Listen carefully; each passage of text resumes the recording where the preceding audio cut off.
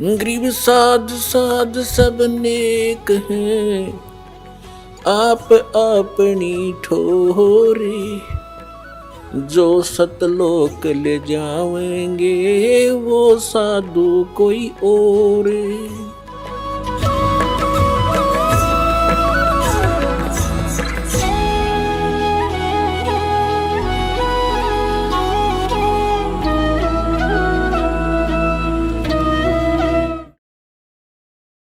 ಆ ಪರಮಾತ್ಮ ಪ್ರತಿಯೊಂದು ಯುಗದಲ್ಲಿ ಬರುತ್ತಾರೆ ಮತ್ತು ಮನುಷ್ಯನಂತೆ ಶರೀರ ಧಾರಣೆ ಮಾಡಿ ಆ ಪರಮೇಶ್ವರ ಒಂದು ಲೀಲೆ ಮಾಡುತ್ತಾರೆ ಮತ್ತು ಅವರು ನಮಗೆ ಕಾಲನ ಜಾಲದಲ್ಲಿ ಸಿಲುಕಿದಂತಹ ಮುಗ್ಧ ಆತ್ಮಗಳಿಗೆ ತಿಳಿಸುವ ಪ್ರಯತ್ನ ಮಾಡುತ್ತಾರೆ. ಅಂದರೆ ಮನುಷ್ಯ ಜೀವನ ನಮಗೆ ಯಾಕಾಗಿ ಪ್ರಾಪ್ತವಾಗಿದೆ,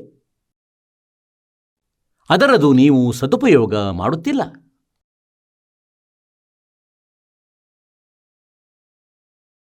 ಈಗ ಪರಮಾತ್ಮ ನಮಗೆ ನೆನಪು ಮಾಡಿಸುತ್ತಾರೆ. ಅಂದರೆ कबीरा वो दिन याद कर,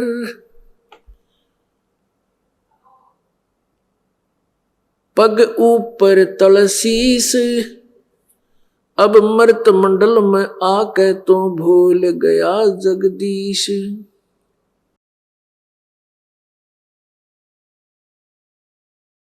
ಪರಮಾತ್ಮ ಹೇಳ್ತಾರೆ, खान पान तो कूजिया उधर बीच अनुपान, और तिस समर्थ की बंदगी अब भूल गया शैतान।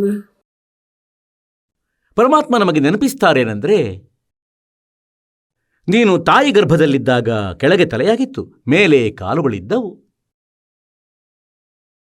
ಮತ್ತು ನಿನಗೆ ಕಾಲನ್ನು ಕೂಡ ಚಾಚಲು ಸ್ಥಾನ ಪ್ರಾಪ್ತಿ ಇರಲಿಲ್ಲ. ಅಲ್ಲಿ ಅಳುತ್ತಿದ್ದೆ, ಅಲ್ಲೇ ಸಮಯವನ್ನು ಕಳೆಯುತ್ತಿದ್ದೆ, ನೂರಾರು ಬಾರಿ ಪರಮಾತ್ಮನಲ್ಲಿ ಯಾಚಿಸುತ್ತಿದ್ದೆ. ಏನೆಂದರೆ, ಹೇ ಭಗವಂತ, ಒಂದು ಬಾರಿ ನನ್ನನ್ನು ಈ ಬಂಧನದಿಂದ ಹೊರಗೆ ತೆಗೆ, ನಾನು ನಿಮ್ಮ ಭಕ್ತಿಯನ್ನು ಮಾಡುವೆ, ನಿಮ್ಮನ್ನು ನಾನು ಎಂದಿಗೂ ಮರೆಯಲಾರೆ. ಏಕೆಂದರೆ ಈ ಮನದ ಸ್ವಭಾವವಾಗಿದೆ, ಯಾವ ಸಮಯ ಇವನ ಮೇಲೆ ಆಪತ್ತು ಬರುತ್ತದೆ ಆಗ ಇವನು ಭಗವಂತನನ್ನು ಸ್ಮರಿಸುತ್ತಾನೆ. ಆಪತ್ತು ನಿವಾರಣೆಯಾದಂತೆ ತಕ್ಷಣ ಇವನು ಎಲ್ಲ ತಲೆಹರಟೆ ಮಾಡತೊಡಗುತ್ತಾನೆ. ಯಾವ ಸಮಯದಲ್ಲಿ ಈ ಜೀವಾತ್ಮ ತಾಯಿಯ ಗರ್ಭದಲ್ಲಿ ಇರುತ್ತಾನೋ ಆಗ ಬಹಳ ದುಃಖಿಯಾಗಿರುತ್ತಾನೆ ಮತ್ತು ಇವನಿಗೆ ತನ್ನ ಭೂತ ಮತ್ತು ಭವಿಷ್ಯದ ಎಲ್ಲ ವಿಷಯಗಳು ನೆನಪಾಗುತ್ತದೆ. ಆ ಸಮಯ ಇವನಿಗೆ ಎಲ್ಲವೂ ತಿಳಿಯುತ್ತದೆ. 9 ತಿಂಗಳು ಇವನು ಇದೇ ಚಿಂತನೆ ಮಾಡುತ್ತಿರುತ್ತಾನೆ. ಅಂದರೆ, ನಾನು ಹಿಂದಿನ ಜನ್ಮಗಳಲ್ಲಿ ಭಕ್ತಿ ಸಾಧನೆ ಮಾಡಿಲ್ಲ, ಇದಕ್ಕಾಗಿ ನಾನು ಇಂದು ದುಃಖ ಪಡೆದಿರುವೆ. ಈ ಎಲ್ಲ ರೀಲ್ ನೋಡುತ್ತಾ ಇರುತ್ತಾನೆ ತನ್ನ ಹಿಂದಿನ ಜನ್ಮದ್ದು. ನಾನು ಇಂತಿಂಥ ಅಪರಾಧ ಮಾಡಿದೆ, ಈ ಕಾರಣದಿಂದ ನಾನು ಅಲ್ಲಲ್ಲಿ ನರಕ ಅನುಭವಿಸಿದೆ, ಅಲ್ಲಿ ನಾನು ಇಂಥ ಕಷ್ಟ ಅನುಭವಿಸಿದೆ, ನಾನು ಇಂತಿಂಥ ತಪ್ಪುಗಳನ್ನು ಮಾಡಿದೆ.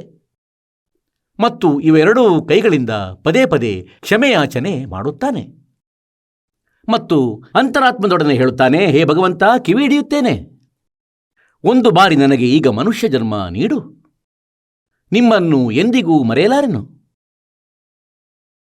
ನಂತರ ಹೊರಬರುತ್ತಲೇ ಪುನಃ ಅದೇ ತಲೆಹರಟೆ. ಏಕೆಂದರೆ ತಾಯಿ ಗರ್ಭದಲ್ಲಿ ಈ 3 ಗುಣಗಳ ಪ್ರಭಾವ ಇರುವುದಿಲ್ಲ. ತಾಯಿಯ ಗರ್ಭದಿಂದ ಹೊರಬರುತ್ತಲೇ ಇಲ್ಲಿ ಅಂತೆಯೇ ಗಾಳಿಯೊಳಗೆ ಈ ರೇಂಜನ್ನು ಬಿಟ್ಟು ಬಿಡಲಾಗಿರುತ್ತದೆ, ಮೊಬೈಲ್ ಇತ್ಯಾದಿಗಳದು. ಹಾಗೆಯೇ ಈ 3 ಭಗವಂತರುಗಳ ಬ್ರಹ್ಮ ರಜಗುಣ, ಇವನ ರಜಗುಣದ ರೇಂಜು ಈ 3 ಲೋಕಗಳಲ್ಲಿ ಪೂರ್ತಿ ಫುಲ್ ಇದೆ. ಪೃಥ್ವಿಲೋಕ, ಸ್ವರ್ಗಲೋಕ ಮತ್ತು ಪಾತಾಳ ಲೋಕದಲ್ಲಿ. ಇದೇ ಪ್ರಕಾರ ವಿಷ್ಣುವಿನ ಸತಗುಣದ್ದು ಪೂರ್ತಿಯಾಗಿ ಎಲ್ಲೆಡೆಯಲ್ಲೂ ಫುಲ್ ರೇಂಜ್ ಇದೆ ಈ 3 ಲೋಕದಲ್ಲಿ. ಹೀಗೆಯೇ ಭಗವಂತ ಶಿವನ ತಮಗುಣದ್ದು. ಅಂತೆಯೇ ಯಾವಾಗ ಮಗು ತಾಯಿಯ ಗರ್ಭದಿಂದ ಹೊರಬರುತ್ತದೆ, ಬರುತ್ತಲೇ ಈ 3 ಗುಣಗಳ ಪ್ರಭಾವ ಆಟೋಮೆಟಿಕಲಿ ಇವನ ಮೇಲೆ ಗ್ರಿಪ್ ಮಾಡಿಕೊಳ್ಳುತ್ತದೆ, ನಶೆಯಾಗಿಸುತ್ತವೆ ಮತ್ತು ಅದರ ಬಳಿಕ ಮಗು ಎಲ್ಲವನ್ನೂ ಮರೆಯುತ್ತದೆ. ಇದಕ್ಕೆ ಹೊಸ ರೀತಿಯಿಂದ ಪಾಠ ಕಲಿಸಲಾಗುತ್ತದೆ. ಏನೆಂದರೆ, ಇವನು ನಿನ್ನ ಅಪ್ಪ, ತಂದೆಯಾಗಿದ್ದಾನೆ, ಇವಳು ನಿನ್ನ ತಾಯಿ, ಇವಳು ನಿನ್ನ ಸಹೋದರಿ, ಇವನು ನಿನ್ನ ಚಿಕ್ಕಪ್ಪ ಮತ್ತು ದೊಡ್ಡಪ್ಪ. ಎಲ್ಲ ಸಂಬಂಧಗಳನ್ನು ಕಲಿಸಿಕೊಳ್ಳಲಾಗುತ್ತದೆ, ಇವನಿಗೆ ಶಿಕ್ಷಣ ಮಾಡಿಸಲಾಗುತ್ತದೆ ಮತ್ತು ಇವನು ಭಗವಂತನನ್ನು ಮರೆತೇ ಹೋಗುತ್ತಾನೆ.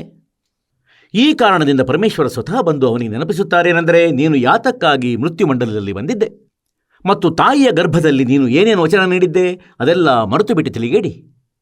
ಈಗ ಪರಮಾತ್ಮನನ್ನು ಭಜಿಸು, ಸಾಧನೆಯನ್ನು ಮಾಡು.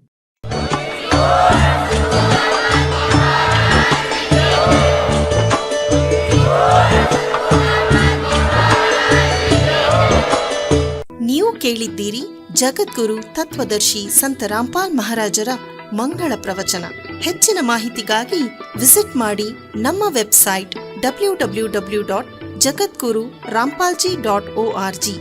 ಸಂತ ರಾಮ್ಪಾಲ್ ಮಹಾರಾಜರ ಶುಭ ಆಶೀರ್ವಾದದಿಂದ ಇಡೀ ವಿಶ್ವದಲ್ಲಿ 500ಕ್ಕೂ ಹೆಚ್ಚು ನಾಮದೀಕ್ಷಾ ಕೇಂದ್ರಗಳಿವೆ. ಇದರಲ್ಲಿ ಸಂತ ರಾಮ್ಪಾಲ್ ಮಹಾರಾಜರಿಂದ ನಿಶುಲ್ಕವಾಗಿ ಆನ್ಲೈನ್ ನಾಮದೀಕ್ಷೆ ಕೊಡಲಾಗುತ್ತಿದೆ. ತಮ್ಮ ಹತ್ತಿರದ ನಾಮದೀಕ್ಷಾ ಕೇಂದ್ರದ ಮಾಹಿತಿಗಾಗಿ ಸಂಪರ್ಕಿಸಿ 888 444 7302.